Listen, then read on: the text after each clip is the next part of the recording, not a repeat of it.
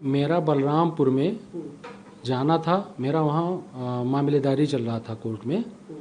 मेरा जो छांगुर के शागिर्द और साथी हैं या थे पूर्व में पहले और अभी, जब वो अरेस्ट हुआ है तो उसका साथ छोड़ा है उन लोगों ने, या अभी भी जुड़े हैं पता नहीं।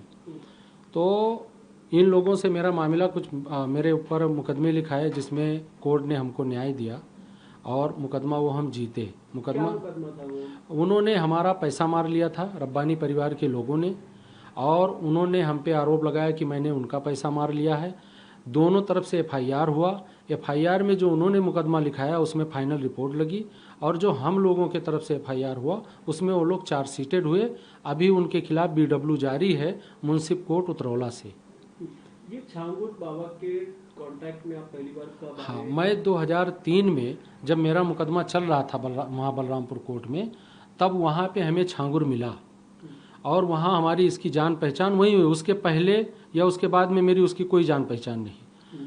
मुकदमे दौरान जब मुकदमा चल रहा था तभी, मतलब वही 2023 में, उसके पहले मतलब 2023 के पहले या 2023 के में जब विवाद हुआ हमारा उसका, 24 में जब हम उसके खिलाफ गए, उसके बाद से ना तो मेरा उसका या उसके लोगों से कोई संपर्क रहा, ना 2023 के पहले कोई संपर्क था। कोई जानकारी नहीं थी हमें क्या करता है नहीं करता है, कोई जानकारी नहीं थी। जब ये जो है मेरा एग्रीमेंट हुआ इससे, तो इसने ये कहा कि आप किसानों की सहमति ले लो और हम आपको 16.5 करोड़ रुपया देंगे, जिसमें 50 लाख रुपया आपको बयाना रकम दे देंगे। ये जो लोनावला का ज़मीन है, इसका एग्रीमेंट हमने 2015 में हमारा हुआ था किसान के साथ में। उस एग्रीमेंट को मैंने इनको बताया था, इन्होंने पूछा तो मैंने बताया, तो उन्होंने कहा कि ठीक है, बाकी पैसा मैं लगा दूंगा और जो भी इसमें फ़ायदा होगा आधा आपका रहेगा आधा मेरा रहेगा। तो मैंने उस पर हामी भरी और उन्होंने मुझे लखनऊ बुलाया और वहाँ पे जो एग्रीमेंट हुआ उसमें 50 लाख लिखा गया। उन्होंने हमें 49,80,000 दिया। कभी ये 2023 की 7वें महीने में। फिर मैं पूना आ गया, ये भी पूना आ गए। उन्होंने जो एग्रीमेंट पूना में वहाँ बनाया था लखनऊ बाराबंकी में, उसको नीतू और इन लोगों ने बिना मेरे सहमति के काट पीट दिया। काटने पीटने के बाद में इन्होंने अंग्रेजी में एक दस्त बनाया, जिसका हमें उस एग्रीमेंट के बारे में अंग्रेजी में जानकारी नहीं है, हमें उतना समझ नहीं है, मतलब थोड़ा बहुत बस। तो इन्होंने कहा कि पैसा तो मैं आपको दे ही रहा हूँ और जो अभी आपको मैंने बयाना दे दिया है, एडवांस दे दिया है, आप सब लोगों का सहमति ले लो। जब सब लोग सहमत हो जाएं तो मैं बाकी का 16 करोड़ रुपए आपको दे दूंगा। मैं उस बात पे एग्री हुआ और इन्होंने हमें मोटिवेट किया। मैंने उस एग्रीमेंट पे साइन किया और साइन करने के बाद में इनसे हमने पेपर मांगा कि भाई एक एग्रीमेंट की कॉपी हमें भी दे दो। इन्होंने मुझे वो कॉपी नहीं दिया, लेके चले गए ये उतरौला बलरामपुर। उसके बाद में मैं इनसे मांगता रहा। फिर जब मैंने सहमति ले ली तो इनसे कहा भाई सहमति हो गई है, अब बाकी पैसा दो, आके ज़मीन का एग्रीमेंट करवाओ रजिस्टर, और जो तय हुआ है उसके हिसाब से काम करो। ये टाल मटोल करने लगे, बातों को टालने लगे।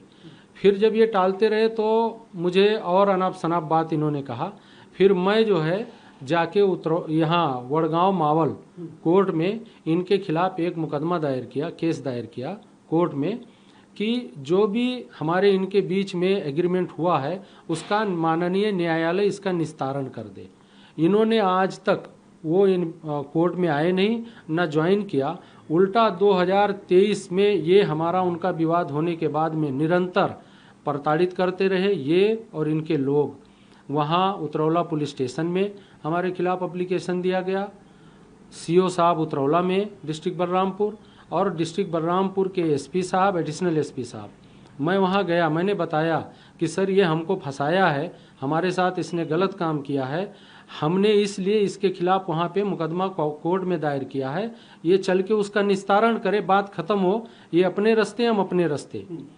तो ये 2023 वही जब हमारा इसका जो है, और ये जो है अगस्त तक हमारा इसका संविदा था। इसने अगस्त के पहले ही मतलब हमारे खिलाफ पुलिस स्टेशन में बाकी जगह एप्लीकेशन और ये साजिश के तहत फंसाने का काम, इसमें जो फंसाने का के लिए ये जो बैकग्राउंड में इनके साथ किरदार हैं वो रब्बानी परिवार और एजाज मुस्तफ़ा, ऐमन रिजवी, छांगुर एंड कंपनी, जो भी इनसे अटैच लोग हैं, इन लोगों ने हर जगह अप्रोच किया, लेकिन हमारे पास में सारे पेपर थे। पुलिस डिपार्टमेंट को पेपर दिया, उन्होंने वो पेपर देखा और उन्होंने कोई उस पर कार्रवाई नहीं किया। इनको कहा आप कोर्ट में जाइए और अपने मामले का निपटारा कराइए। इन्होंने फिर हमारे और हमारे वालिद के खिलाफ वहाँ पे मुंसिफ कोर्ट उतरौला में 156(3) का एक मुकदमा दायर किया। ये कहा कि हमारे घर आए और हम लोगों ने मारपीट किया, उनके साथ गाली गलौज किया। न्यायालय ने बातें देखी, सुनी और उन्होंने हमें न्याय दिया। वो भी मुकदमा इनका खारिज हुआ, मुझे न्याय मिला। उसी में रिवीजन में ये गए बलरामपुर डिस्ट्रिक्ट कोर्ट में, डिस्ट्रिक्ट जज साहब के यहाँ, वहाँ भी हमें न्याय मिला और इनका मुकदमा खारिज हुआ। इस तरह से छांगुर और इनके गैंग के लोगों ने मुझे प्रताड़ित करते रहे और आज तक प्रताड़ित करते रहे। और मेरा उनका कोई संबंध 2023 के पहले न था और न 2023 में जब विवाद हुआ हमारा इनका इस मामले को लेके, ये जो वड़गांव मावल में चल रहा है 198/2024, इसके ना तो बाद में और ना तो पहले हमारी जांच करा ली जाए, हमारे सारी चीज़ों को देख लिया जाए। अगर मैं कहीं दोषी पाया जाता हूं तो मेरे ऊपर कार्रवाई की जाए, या इनसे जो जुड़े लोग हैं, जिन लोगों ने ये सब काम किया है, धर्मांतरण का असली खेल तो रब्बानी परिवार कर रहा है। और एजाज मुस्तफ़ा जो छांगुर के पैसे से उतरौला में 200 एकड़ का संपत्ति में एक नौकरानी को औरत बता के, विधवा बता के जमीन इन लोगों ने हड़पा है। इसमें सारा इन्वेस्टमेंट छांगुर का है इनका। हाँ, उतरौला में इनका लीगल और फाइनेंशियल जो एडवाइजर हैं वो रब्बानी परिवार हैं और एजाज मुस्तफ़ा हैं, ये हैं। और रब्बानी का लड़का जो आबिद रब्बानी है वो समीर श्रीवास्तव के नाम से, जबकि इसकी शादी पहले हो चुकी है एक मुस्लिम लड़की के साथ में, उसके 2 बच्चे भी हैं। उस आईडी को छुपाते हुए इनके घर के लोगों ने सपोर्ट की और उसने दूसरी शादी सोनल से किया, जो सोनल समीर श्रीवास्तव, यानी इसका नाम समीर श्रीवास्तव, ये विदेशों का दौरा किया है छांगुर के साथ में। इसने कई देश का ये किया है सर, कौन से देश?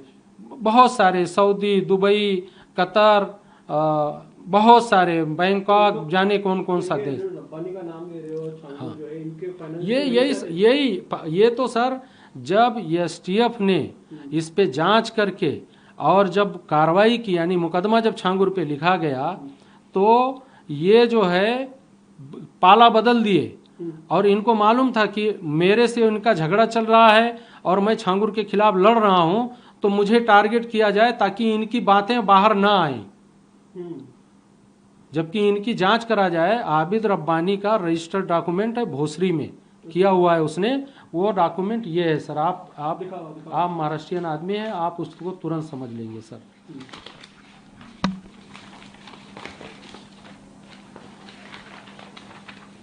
ये उसका, और ये माफियाओं के साथ में ये रब्बानी का लड़का आसिफ रब्बानी है। हाँ, ये दिखा रहा हूँ सर। और ये आबिद रब्बानी है, ये। और ये आबिद रब्बानी का भाई है आसिफ रब्बानी, बंदूक और फोटो के साथ में।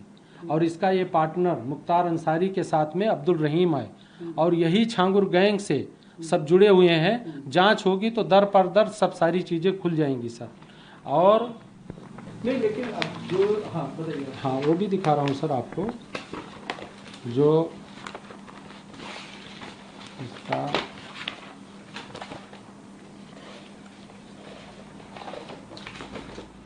मेरे मोबाइल में है सर, मैं वो आपको दिखाता हूँ। हाँ, और मैंने जो कुछ इन लोगों के साथ में इन लोगों ने मेरे साथ में किया है, तो मैंने एक एप्लीकेशन भी ये लिखा हुआ है सर। ये एप्लीकेशन है सर, इसमें सारी चीज़ें हैं सर। हाँ, अब इसमें, हाँ, अब इसमें जो है सर ना, मेन जो है सरगना वो छांगुर और यही लोग हैं। हम तो उससे लड़ रहे हैं सर, हम पीड़ित हैं।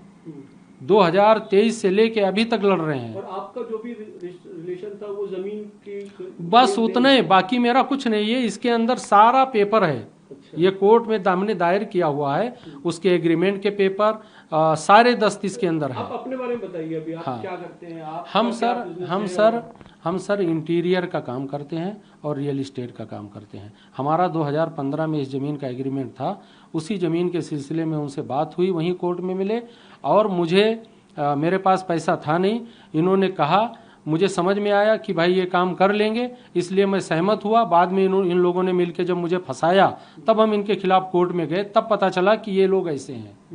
नहीं, जब आपको पता चला कि ये लोग ऐसे हैं, तो क्या क्या पता लगा था उस वक्त? क्या आपकी जानकारी में? इनका फूक झाड़ और आबिद रब्बानी जो हिंदू महिला से शादी किया है, उसको फंसाया अपने जाल में, वो पता चला। और इजाज मुस्तफ़ा जो छांगुर के पैसों से उतरौला में ज़मीन हड़पी हुई है, जिसकी जांच हुई होगी तो उसमें सारी चीज़ें निकल के आ जाएगा। उन्होंने जो है एक नौकरानी को विधवा बता के और वो ज़मीन पूरा हड़पा, दान में लिया, और छांगुर का उसमें करोड़ों का इन्वेस्टमेंट हुआ, एजाज मुस्तफ़ा रब्बानी इन लोगों के थ्रू। ये जो धर्म परिवर्तन करवाते थे और उसके लिए पैसे देते थे, वो क्या था? बड़ा अब ये लोग सर वो बता पाएंगे, लेकिन इनका ये काम है, मुझे लोगों से पता चला, कई पीड़ित थे जिनके साथ हम भी लड़ रहे थे, उन लोगों ने भी बताया। मैंने उनको कहा, आप लोग लड़ो, आप लोग डरो मत, न्याय मिलेगा। इनके खिलाफ जो भी सर उठाता था, ये लोग मिल के उसके खिलाफ कोई फर्जी मुकदमा लिखा देंगे, रेप का या कोई ऐसे गलत कामों का, कि आदमी इनका हाथ पांव जोड़ के इनसे सरेंडर कर जाए। तो ये जो विदेशों जाते थे, क्या इनकी फंडिंग वगैरह जो पैसे आते थे, क्योंकि इतने कम समय में इनके पास इतने पैसे इनके सर अकाउंट डिटेल सब लीजिए, जांच करिए, सब निकल के आ जाएगा। ये जो दिखाया जा रहा है कि 16 करोड़ दे दिया, ये हमें 49,80,000 मिला, इन्होंने पैसा देने के लिए कहा, आगे नहीं दिए, इसलिए हमारा इनका विवाद हुआ, हम कोर्ट में गए, तब हमें पता चला कि ये सब इस तरह के लोग हैं। की खरीद फरोख्त के लिए जो ये पैसे का लेन देन हुआ आपका? हाँ, बस वही 49,80,000। हाँ, सबूत है, बैंक स्टेटमेंट है। उन्होंने तो हमें 80,000 कैश में दिया था, लेकिन मैंने वो भी एक्सेप्ट किया क्योंकि पैसा दिया था, मुझे मालूम नहीं था कि इस तरह के लोग हैं। अभी आप पे आरोप क्या लग रहा है, आपको पता है? नहीं सर, मैंने इधर उधर से जो सुना, उसी के बाद में मैंने जो है, मेरा मोबाइल है, मैंने एसपी साहब को, सीओ साहब को, डीआईजी साहब को, मुख्यमंत्री जी को माननीय, सबको मैंने ट्वीट पे सारी चीज़ें टैग की है, अपना सब बात रखा है कि ये हमारे बारे में जो भी मैसेज गया है वो सही मैसेज नहीं है। मेरी भी चीज़ों को देख ली जाए, उसकी जांच करा ली जाए और जो न्याय संगत है वो हो।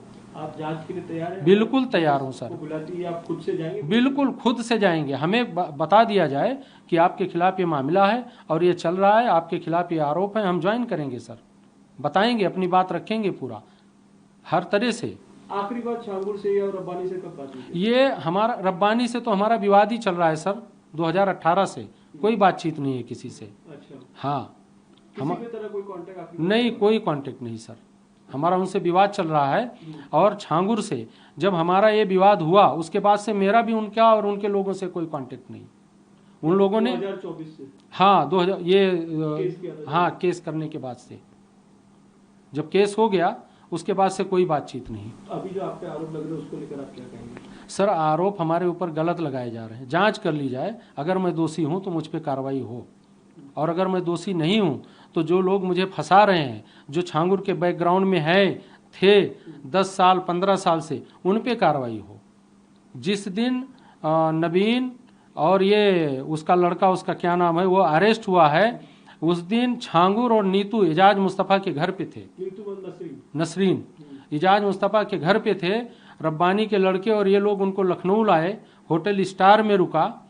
उसके बाद में 2000 मतलब फिर 17 तारीख को एक ये था विरासतनामा, मतलब आप सोचिए, उस विरासतनामा में रब्बानी एसडीएम कोर्ट में लेके गए और नसरीन नीतू को पेश किया। जब ये पता था कि एफआईआर है, सारी चीज है, उनको तो पहले पुलिस को खबर करनी चाहिए कि भाई मुलजिम देश का मामला है, देश से जुड़ा हुआ मामला है, उनको खबर करनी चाहिए कि विरासतनामा जरूरी था। उसके बाद में स्टार होटल में जो रुके लखनऊ में, उसका सीसीटीवी फुटेज सारा डिटेल निकालेंगे, कौन कौन जुड़ा है, किस किस के साथ किसके संबंध है, सब बाहर आ जाएंगे, सब निकल जाएगा। नहीं, एक सवाल यहाँ पे ये उठता है अहमद भाई कि आप कह रहे हैं कि आपका सिर्फ जमीन की लेन देन की जो भी बस, उसमें, हाँ। लेकिन आपको ये सब जब आते हैं ये फिर आपको कब पता चला? ये जब मेरा इसके साथ विवाद हुआ, मेरे साथ इसने जब ठगी किया, मुकदमा हो गया, जब मुझे फंसाया, तो जब फंसाया तो मामलेदारी हो गई। मैं जब पुलिस स्टेशन गया तो वहाँ सारी बातें समझ में आने लगी हमें कि ये क्या क्या कर रहा था, क्या क्या हो रहा था। फिर निरंतर मैं इससे लड़ी रहा हूँ और मुझे ही फंसाया जा रहा है। आपको कहा जा रहा है कि आप उसका फाइनेंस देखते थे अकाउंट? सर मेरा, अगर मैं उसका अकाउंट का फाइनेंस देखता तो मेरे जब से वो था और 2023, 24, 25 तक निरंतर उसके पैसे, लेन देन, mobile number, phone number, contact, सारी चीज़ें रहती ना कि 2023 में आके रुक जाएंगी है। और मैं उसका पैसा संभालता तब तो उसके खिलाफ कोई मामलेदारी नहीं थी। हमें पता चला कि ये फ्रॉड है, तब तो हमारे उसके संबंध रहते। तो आपको फंसाया जा रहा है, आप निर्दोष हैं? मैं निर्दोष हूँ सर। मेरे बारे में गलत परसेप्शन दिया गया है, जहाँ से भी मिला है मुझे मालूम नहीं, लेकिन मैं ये कह रहा हूँ कि जांच की जाए। अगर मैं दोषी हूँ या मैंने ऐसी कोई काम की है तो मुझे सज़ा दी जाए, और अगर ऐसी कोई बात नहीं है तो मेरे बारे में जो कुछ चल रहा है ये कहीं ना कहीं रुकना चाहिए। गलत हो रहा है मेरे साथ, मेरा तो सब खत्म हो जाएगा सर इन सब चीज़ों से। इसके जो ये धर्मांतरण वाले धंधे हैं, इसके बारे में आपको पता है? ये बाद में जब मुकदमेबाजी हो गई तब लोगों से जब मिलना शुरू किया तो पता चला। इसमें लोगों ने बताया कि मुझे लालच दिया, धर्मांतरण कर लो। जब हम नहीं माने तो फर्जी मुकदमे में लिखा दिया उन लोगों को। ऐसे बहुत सारे लोग हैं सर।